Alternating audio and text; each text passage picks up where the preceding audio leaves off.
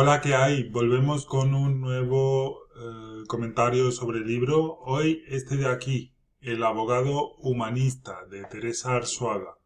Un libro distinto a los que hemos estado viendo en el canal. Vamos a echarle un vistazo.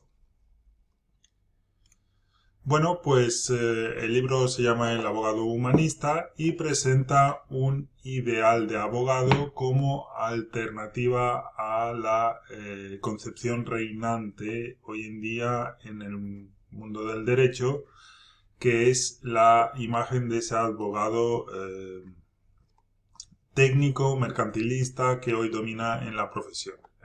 No se trata de una receta, sino más bien de un análisis de series de actitudes y disposiciones que la persona debería tener frente al derecho.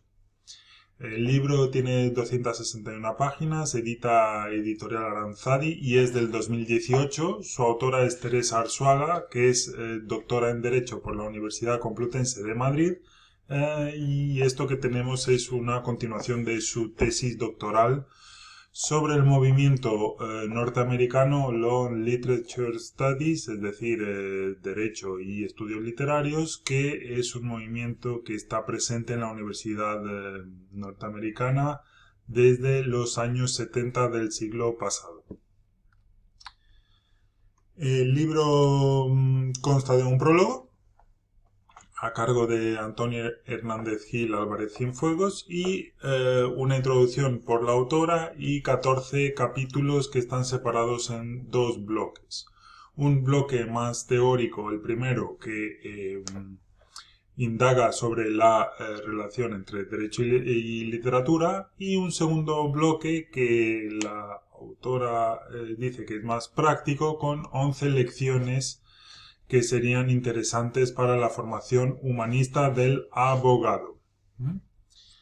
Bueno, luego al final hay una bibliografía que está dividida en tres partes, digamos.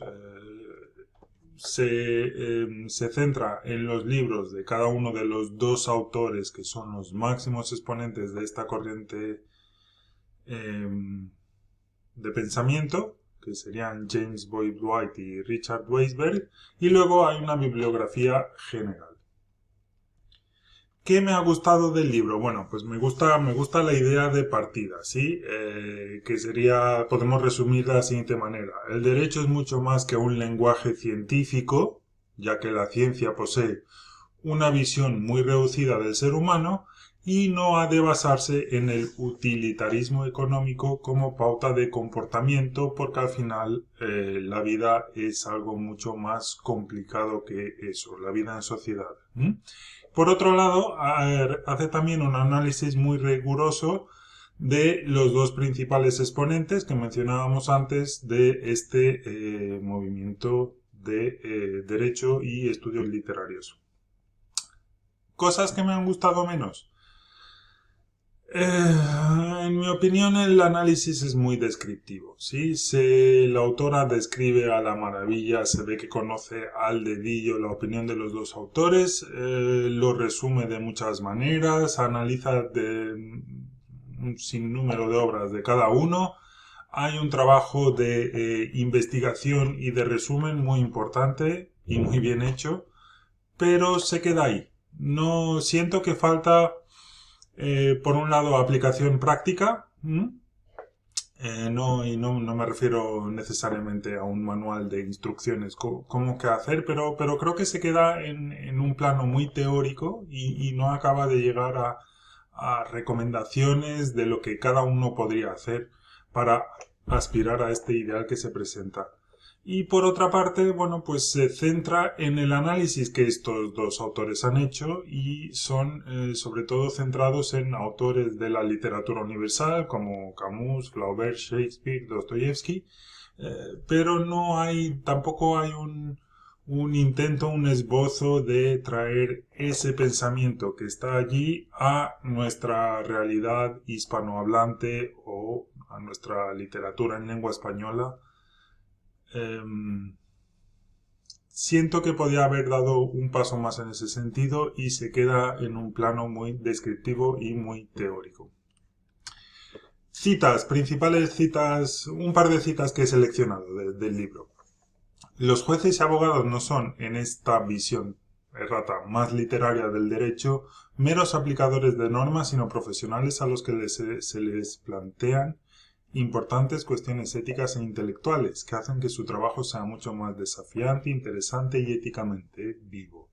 Y ello porque su trabajo consiste en una actividad intelectual y lingüística, a través de la cual se da significado a la experiencia compartida de los seres humanos.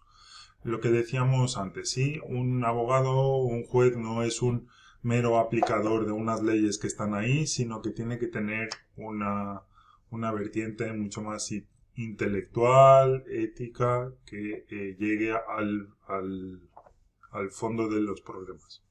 Y ahora una cita sobre traducción que me parece muy interesante, citando a Ortega y Gasset.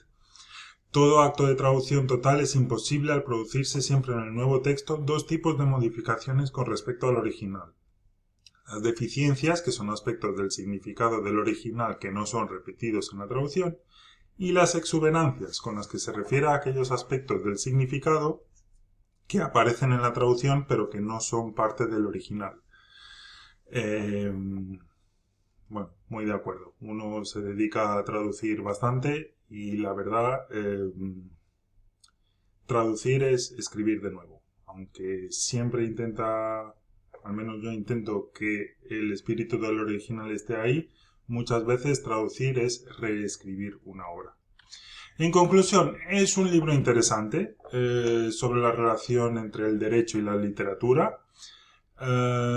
Y propone una serie de ideas para superar ese estereotipo reinante de abogado con perfil técnico y orientado a la rentabilidad económica, que es un modelo que la autora considera poco adecuado para lidiar con las dimensiones de la ética, justicia y vida social que caracterizan al ser humano. Como digo, me ha gustado, aunque siento que le falta algo y por eso he decidido ponerle una nota de 6,9 puntos sobre 10. Y eso es todo por mi parte hoy. Espero que les haya gustado este vídeo y nos vemos en el siguiente. Un saludo, pasen bien.